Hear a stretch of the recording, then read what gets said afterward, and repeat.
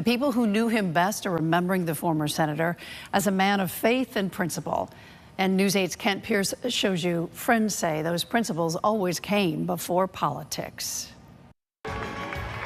He came so close to being Vice President of the United States, but Joe Lieberman liked to talk about his humble beginnings. The son of a Stamford package store owner, he went to Yale, the first member of his family to go to college.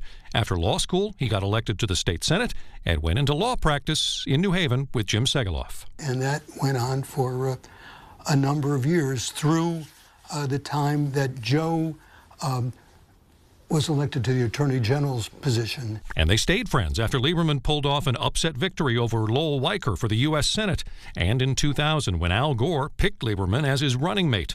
News 8 was there as Segaloff left for the election night party in Nashville. He was also with Lieberman a couple weeks later in Florida for the recount.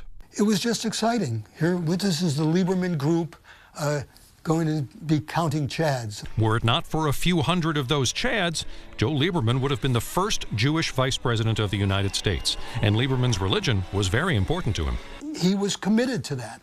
It wasn't a show. It was a very deep feeling about who he was. Who he was made a big impression on many of today's top Connecticut politicians. He was a very calm and steady leader, and he was a very thoughtful leader.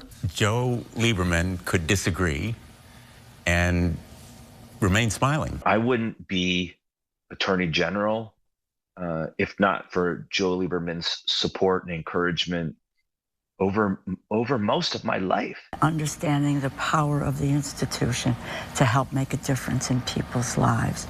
And that's what Joe Lieberman did. His old law partner thinks his faith helped with that. The idea that he believed in something beyond himself, beyond getting elected, beyond making a lot of money. He believed in the tenets of his religion. And that was a very special thing. Joe Lieberman was 82 years old. In New Haven, I'm Kent Pierce, News 8.